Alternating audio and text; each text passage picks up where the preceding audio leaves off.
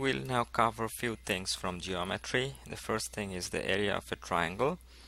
And the formula is very simple. I'm sure all of you have seen this formula before. The area of a triangle is given by 1/2 times the height of the triangle times the base of the triangle.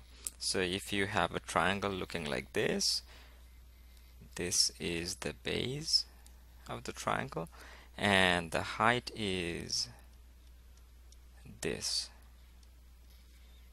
Okay, so then if you know these measures, the base and the height, just use this formula to find out this shaded area covered by the triangle. The next is the area of a rectangle. It's even easier. The area of a rectangle is given by the length of the rectangle multiplied by the width of the rectangle. So the rectangle looking like this has this length and this width. So if you know these measures of length and the width, multiply them to find out this shaded area surrounded by this rectangle. Let's go to the next slide. On the next slide, we talk about different types of linear graphs. Do you guys know how many different types of linear graphs are there? There are 4 types of linear graphs. So we have these 4 places, and we'll draw one sample of each of these 4 types of linear graphs, right? And for each of these 4 graphs, we have x variable and y variable on the horizontal and the vertical axis. Okay, now on the first one, I'll show you the first type. This is an upward sloping linear graph. Okay, the second one is an example of a downward sloping linear graph. The third one is a horizontal line, and finally a vertical line. Okay, so these are the 4 types of linear graphs that we see. Okay, so in the first one, this is an upward sloping graph or a positively sloped graph.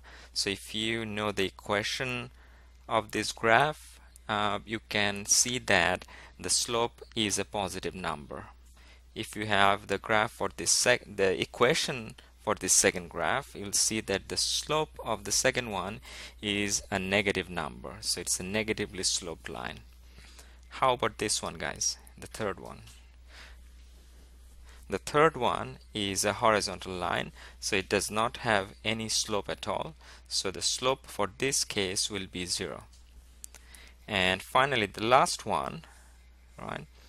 So this is the vertical line, right? So you can think about this as the most difficult one to climb, right? So it must be the case that it has extreme slope, right? So in this case, the slope is infinite, or sometimes we call it undefined. Okay, can you think about some example equations to represent each of these 4 graphs, right? For the first one, we can write down this equation as an example. So this equation might be represented by a graph looking like this. And by the way, guys, remember, these are just examples, not the exact equation for each of these graphs. For the second one, we can have an equation looking like this: y equal to 2 minus 3x, right? So you can see that the slope is a negative number here, right? So we get a downward sloping graph looking like this. For the third one, can anyone tell what can be an equation for this graph? So an example can be y equal to 5. Right? So this intercept here is 5. For the last one, right, so this time we have a fixed value for x. So an example for this equation can be x equal to, say, 10. So then the value of x here is 10. Okay, let's go to the next slide. Plotting a linear equation. Plotting a linear equation is very simple. The reason plotting a linear equation is a lot simpler than plotting a non-linear equation is that in the linear equation the slope is always the same, and as a result, if we can find any 2 points on the graph, then we can just connect those 2 points and generate the graph very easily. So for example, if we consider this equation, this is the linear equation with a slope of -2, so it will be a downward sloping graph. So to find out the 2 points, what we can do is we can find out the 2 intercepts of this equation and then plot these 2 intercepts in the graph, connect them and generate the graph. To find out the intercepts, what we do is we put a value of 0 for x and y alternatively in this equation and then find out the corresponding value of the other variable. So this is what we mean. So let x be equal to 0. Then if we substitute this value into the equation, this implies that y is equal to -2 times 0 plus 10. So -2 times 0 is 0, so y is equal to 10. So this gives us the y-intercept of this equation, which is equal to 10. Now if we substitute y equal to 0 in the equation, then we get 0 on the left hand side of this equation equal to -2x plus 10. Now if we simplify this equation and solve for x, so this is what we get. 2x, if we bring this 2x on the other side of the equation, it becomes positive 2x, that's equal to 10. Then divide both sides by 2 to get x equal to 5. So this gives us the x-intercept of this equation. Okay, so when x is 5, y is 0, and when x is 0, y is equal to 10. We can now plot these 2 intercepts into our xy space and then connect them and generate the graph. So let's go to the next slide and draw the graph. So first we draw a 2-dimensional space like this, x and y. Okay, then draw some grid points, 1, 2, 3, 4, 5, 6, 7, 8, 9, 10. 1, 2, 3, 4, 5, 6, 7, 8, 9, 10. So x is equal to 5 when y is equal to 0. So this is the x-intercept at 5. And when x is equal to 0, y is equal to 10. So this point here is y equal to 10. So that's our y-intercept. So next what we do is we just connect these 2 points, okay, to generate the graph. So that is it. So that's our graph for y equal to -2x plus 10. Okay, now to calculate the slope from the graph, there is a formula that we can use. And by the way, this formula that I'm going to show you is only for linear graphs. You can't use them for non-linear graphs. So if you have a downward sloping line like the one above, right, the formula that we use to calculate the slope is this one. Slope is equal to negative rise over run.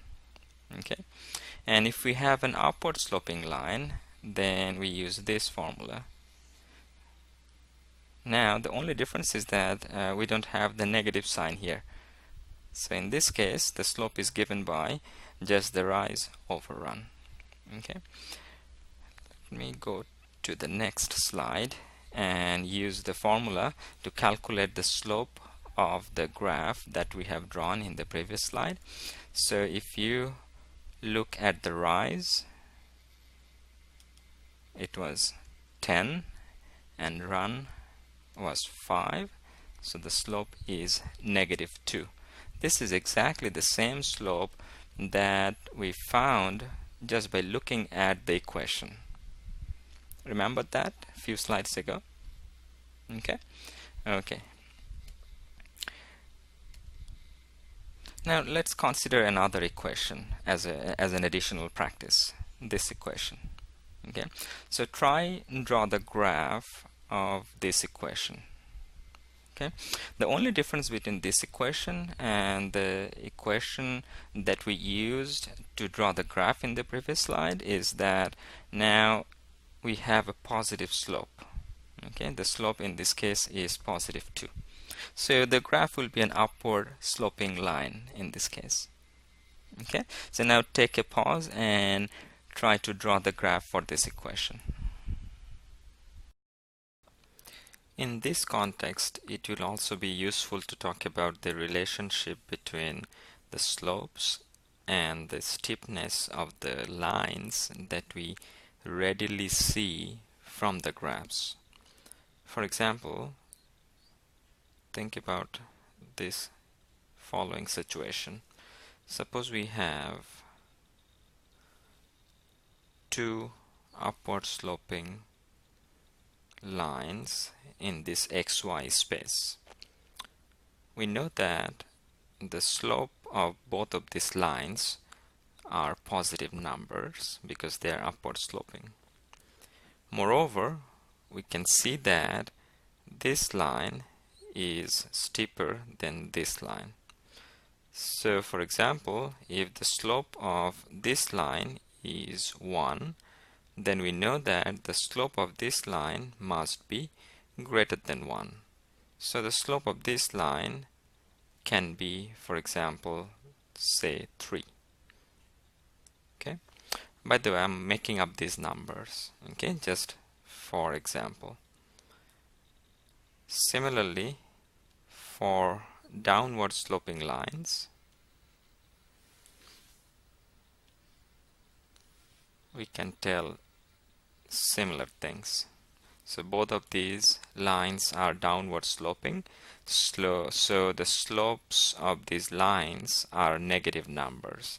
For example, the slope of this line can be, say, -1. Okay. Now, can you guys tell me if the slope of this line is -1, then the slope of this line should be a bigger negative number or a smaller negative number? It should be a smaller negative number, right? Because it's flatter line than this one. So for example, the slope of this line can be -1/2.